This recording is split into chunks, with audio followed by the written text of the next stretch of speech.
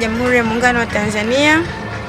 Habari za wakati huu ndugu zangu wa Tanzania na wana Kisarawe. Leo tarehe 1 mwezi wa 8 mwaka 2026 nimefanikiwa kutembelea kwenye maonesho haya ya 88 ya kanda ya Mashariki ambayo yanafanyika hapa Morogoro, na hapa nilipo nimesimama katika banda letu hili la Halmashauri ya Kisarawe. Nimeweza kufanikiwa kuingia kwenye banda letu, nimekagua maeneo mbalimbali, nimeona bidhaa nzuri ambazo zinaletwa na wajasiriamali, kazi ambazo wajasiriamali wetu kutoka Halmashauri ya Kisarawe ambazo wanazifanya. Ni kweli wameweza kuzileta hapa na ni bidhaa nzuri kwa kweli. Kwa tunashukuru Halmashauri ya Wilaya Kisarawe kwa kuweza kufanikisha maonesho haya na kuweza kuwaleta wajasiriamali hawa katika banda hili ili kuweza kuonyesha bidhaa zao kwa wananchi na watu mbalimbali ambao wanaweza kufika kwenye mabanda haya. Na pia napenda kuipongeza na kuishukuru serikali yetu ya awamu ya 6 inayoongozwa na Mheshimiwa Daktari Samia Suluhu Hassan, Rais wa Jamhuri ya Muungano wa Tanzania, kwa kuendelea kuleta fedha za kila mwaka. Tumekuwa tukiadhimisha maonesho haya, lengo likiwa ni kuonesha teknolojia mbalimbali, kuweza kujifunza na namna gani jinsi Tanzania inavyopiga hatua. Kwa mwaka huu tunayo, na maonesho haya yamekuwa yakibadilika kila mwaka, yanakuja na kauli mbiu tofauti. Kwa mwaka huu kauli mbiu ambayo tunakwenda nayo, kauli mbiu ya mwaka huu ni tambua soko, zalisha kwa tija, kutekeleza dira ya 2050.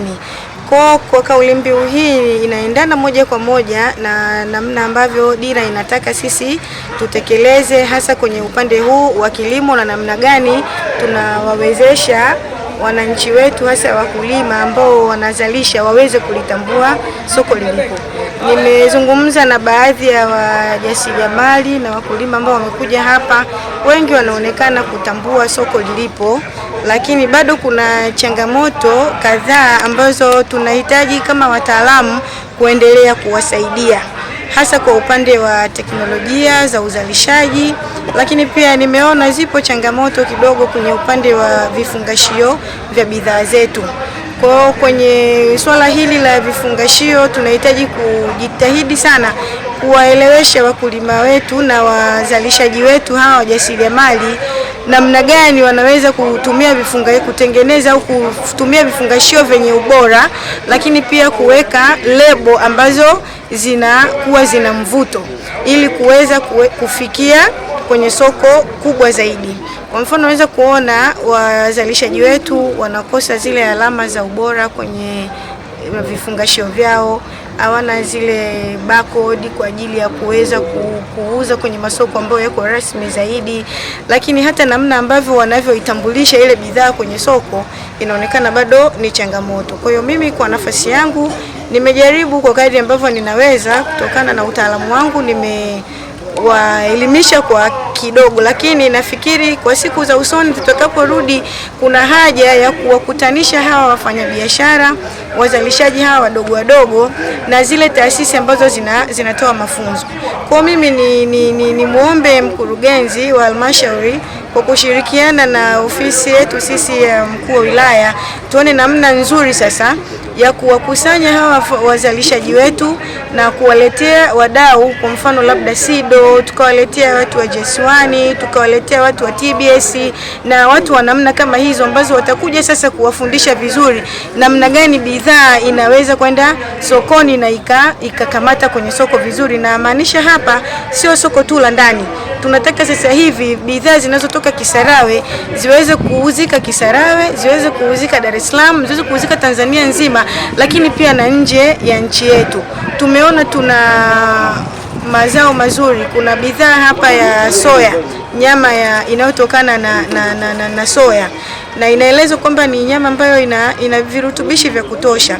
Kwa ni vizuri tukaona bidhaa kama hizi tunawawezesha hawa wajasiriamali wetu waweze kuzalisha kwa wingi, ukizingatia kuna watu ambao wana changamoto za kiafya hawatakiwi kula nyama nyekundu kutokana na matatizo ambayo wako nayo. Kwa bidhaa kama hizi zikizalishwa kwa wingi na zikatangazwa ipasavyo, zikafanywa kuwekwa kwenye vifungashio vizuri venye lebo zenye mvuto, basi bidhaa hii itawafikia watu wengi zaidi. Lakini pia ni washauri wenzangu, sisi halmashauri ya wilaya Kisarawe bado kuna haja ya kuboresha namna ya muonekano. Hii sasa ni ya kwetu ya maonesho yetu, sababu nimeona pia kuna wazalishaji ambao wamekuja kwa ajili ya mifugo, kwa ajili ya urembo kwenye majumba, kwenye mahoteli. Nimeona bata mzinga ambao wao ni maalum kwa ajili ya kuwekwa kama urembo, ama makuku wale wanaoitwa Braham. Ni kuku ambao ni wakubwa sana na wanakuwa kwenye bustani. Kwa ni vizuri basi hata na sisi haya maonesho yetu basi tuyaboreshe, kwamba tunaposema kwamba kuku huyu ni kwa ajili ya kukaa kwenye garden, basi tuone kwamba tumetengeneza mazingira ambayo hata mteja akija, mwananchi akija, anaona ni kweli kwamba kuku huyu nikimweka kwenye bustani yangu ikawa kwa namna hii itamvutia mtu kununua. Kwa lakini kingine nimevutiwa sana na kwenye upande wa mifugo. Tunao ng'ombe wakubwa, ng'ombe aina ya Boran. Nimeona ng'ombe mwenye kilo 950 pale, ni ng'ombe mkubwa, lakini pia cha zaidi wale ng'ombe ni wasafi, wamewekwa katika mazingira mazuri, lakini ng'ombe ambao wanaelewa yale matukio ambayo wanatakiwa kuyafanya. Kwa nimepata elimu kubwa sana hapa, na washauri na kuwahimiza wananchi waweze kutembelea banda hili la Kisarawe, kwani kuna elimu kubwa ambayo iko hapa.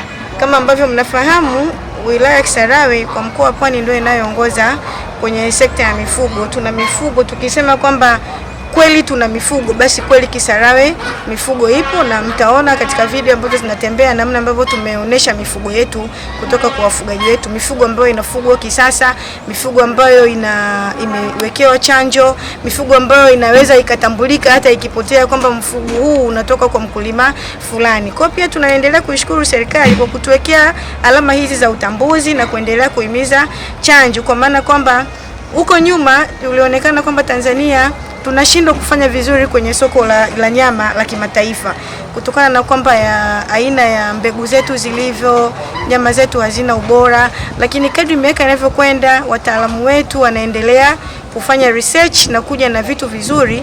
Sasa hivi tunaweza kuona namna gani sasa Tanzania na sisi tunaweza kuingia kwenye soko la kimataifa la wanyama, kwa sababu kwanza wanyama wetu wanapewa chanjo, wanakuwa na vigezo vile vinavyohitajika kimataifa, lakini pia wanatambulika, kwa sababu kwenye soko la kimataifa wanataka wajue huyu mnyama ametoka kwenye shamba la mkulima yupi, ana taarifa zile za msingi za chanjo, amezaliwa lini, yani vitu kama hivyo, afya yake iko vipi. Kwa zile taarifa zote serikali imetusaidia kuweka mfumo wa kuweza kuzipata.